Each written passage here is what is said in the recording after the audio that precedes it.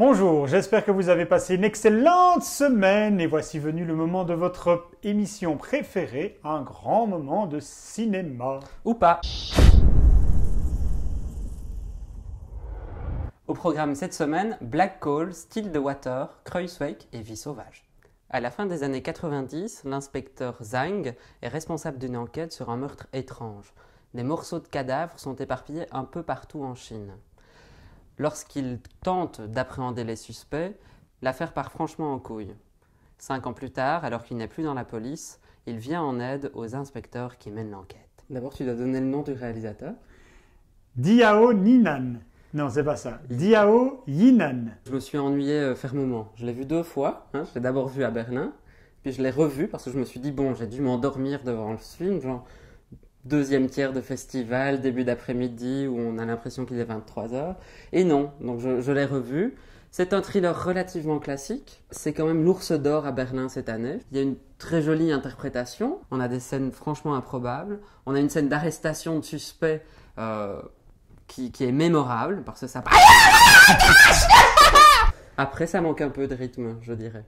Partons au Japon et rencontrons le dernier film de Naomi Kawase, une jeune fille, encore pucelle, mais qui a des désirs sexuels, dont la mère est mourante, qui vit sur une île frappée par une tempête et qui va découvrir la vie et l'amour. Nicolas, après la Chine, nous partons au Japon, mais c'est pas seulement le Japon, parce que c'est un film également français et espagnol, qui était au Festival de Cannes. Oui, en compétition.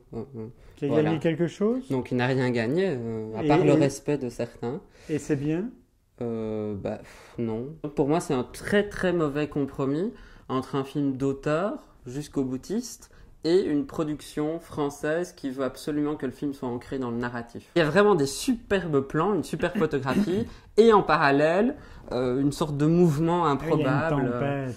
Oui, mais c'est avant la tempête. Maintenant, peut-être que ça prédestine à la tempête. On a une presse qui, d'un côté, est extrêmement dithyrambique, ce film est sublime, des plans sublimes. Mais la presse est souvent divisée, un peu comme dans Saint-Laurent. Oui.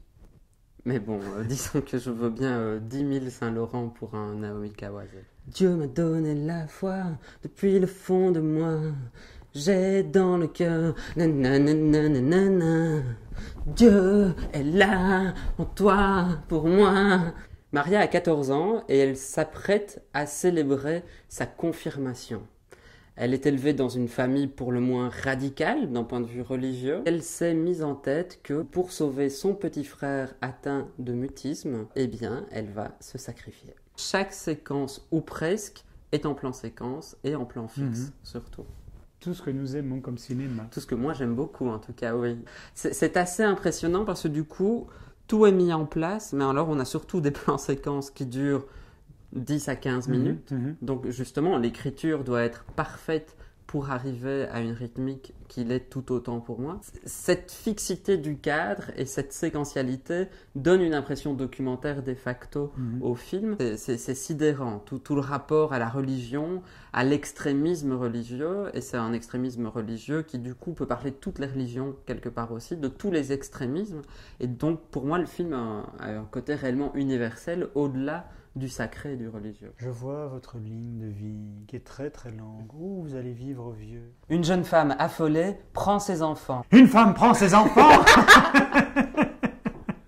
On a un film qui est construit de manière un peu particulière. Donc on est d'abord dans le point de vue de la mère, dans l'agitation de la mère, dans la fougue de la mère. On ne comprend pas exactement ce qui l'anime, mais elle veut coûte que coûte, c'est une question de vie ou de mort visiblement, prendre ses enfants, leur faire quitter une vie dite sauvage et rentrer dans la norme de la société quelque part, fuir son mari. On ne saura jamais pourquoi, puisqu'après on rentre dans le point de vue du mari avec les jeunes enfants, où lui a enlevé les enfants et il vit une sorte de vie cachée, une vie nomade. Mathieu Kassovitz est superbe, est impressionnant vraiment. Oui. Céline Salette est juste sublime. Et impressionnante. Oui, elle est carrément... on est dans la pure sensation avec Céline Salette. Et on a 2 adolescents qui sont vraiment aussi surprenants au niveau de l'interprétation. À mon sens, il n'y a pas de point de vue. C'est une volonté de la part du réalisateur de ne pas prendre parti pour l'un ou pour l'autre. Et il place les enjeux, il ne les développe pas. Et c'est là, moi, le souci que j'ai avec le film, parce qu'il a une vraie belle force. Mais on n'a pas de coexistence de ces points de vue, et donc au final, on n'a pas réellement de distance non plus par rapport au film. Nicolas, nous aurions pu également parler de 2 films flamands, Whelp et Violette, mais malheureusement, c'est la fin de notre émission. Je vous souhaite une très bonne semaine à tous et à toutes. On se retrouve mercredi prochain pour un nouveau grand moment de cinéma. Ou pas. Bonjour. Partagerais-tu nos vidéos? Allez. Bisous. Bisous.